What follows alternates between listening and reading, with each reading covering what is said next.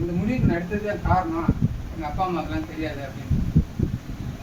உடனே கூப்பிட்டுருப்பார், நீ என்ன சாமி கும்பிட்றேன்? எங்கள் ஊரில் குலதெய்வம் முனீஸ்வரன் சாமி, மாரியம்மா தான் எங்கள் ஊரில் கும்பிட்றாங்க, எல்லாரும் அதெல்லாம் வளர்க்குவாங்க அப்படின்னு சொன்னாங்க.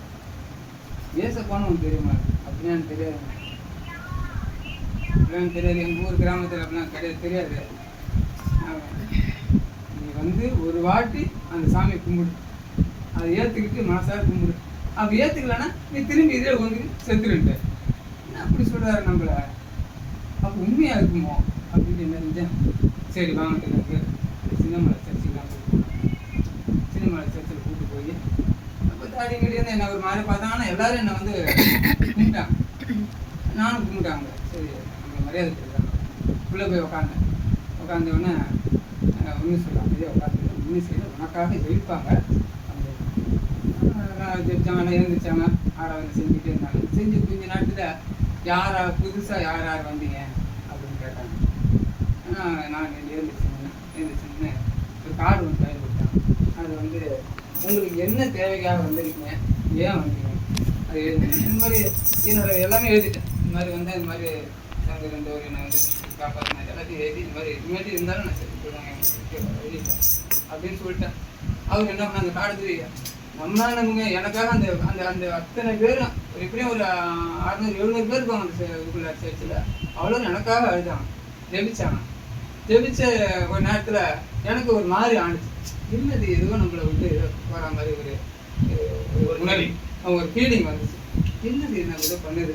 ஆனால் மனசார ஏற்றுட்டேன். அவன் அந்தந்த சமயம் கும்பிட்டேன், ஏசப்பா நீ தான் அவன் சொல்லியிருக்காரு, அதான்ப்பா நான் ஏற்றுக்கிறேன், இந்த வழியை மட்டும் நீக்கு, நான் கடைசி வரையும் உன் கூடயே இருந்து நான் வாழ்ந்துடுறேன், வேறு எந்த சாமி கும்பிட மாட்டேன், சத்தியமாக அப்படியே வேண்டுனேன். நம்புங்க அதோட கூட்டு போயிட்டார். நானும் அந்த விட்டுட்டு ஒரு டீ காஃபிலாம் வாங்கி கொடுத்து, தம்பி எங்கே வேலை செய்கிறேன், ஜனதா கார்பரேஷன் வேலை செய்கிறேன், அங்கேயே வேலை செய்ய வாரம் வந்து இதில் கலந்துக்க, உன்னோட இதை வந்து ஒப்புக்கொடு அப்படின்னாரு. நானும் போயிட்டேன். ஆனால் போயிட்டு அங்கே வேலை செஞ்சுட்டே இருக்கேன். வழி வந்து உச்சத்துக்கு வரும்னு எதிர்பார்த்தா பாதிலே இறங்கிட்டு, அது என்னது இன்னும் கொஞ்சம் துடிப்பமே அப்படியே நின்றுட்டு பாதியில் நின்றுச்சு.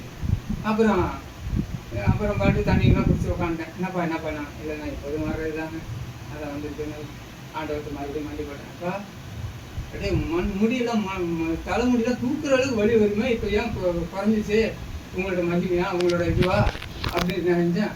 நன்றி அப்பா, உன்னை தான் நம்பி இருக்கிறேன், கொஞ்சம் கொஞ்சமாக அதை குறைச்சிருக்கு, வலி வராமல் வச்சா எனக்கு போதும் அப்படின்னு ப்ரேயர் பண்ண ஆரம்பிச்சேங்க. அப்போ தான் எனக்கு ஏசப்பான்னு சொல்ல ஆரம்பிச்சது.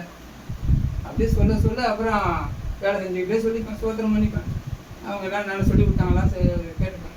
கொஞ்ச காலம் ஆணுச்சு, ஒரு 2-3 வாரம் ஆணுச்சு. கொஞ்சமாக வலி வரல, வரவே இல்லை. வருது கொஞ்சம் குறையுது, அப்படியே கொஞ்சம் கொஞ்சமாக வந்து நின்று போச்சு. சோத்திரம். இன்னைக்கு உயிரோட இருக்கேன், சர்ஜரியே பண்ணல. தேவ நாமத்துக்கு மகிமை உண்டாவதாக. தேவனுக்கு மகிமை உண்டாவதாக.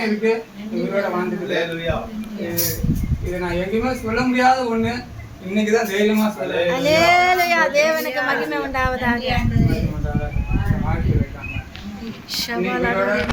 நல்லா இருக்கேன். இந்த சபையில நான் சாட்சி சொல்றேன். ஆமென் ஆமென் ஆண்டவருக்கு தான் நன்றி சொல்றேன். ஆமென் ஆமென்.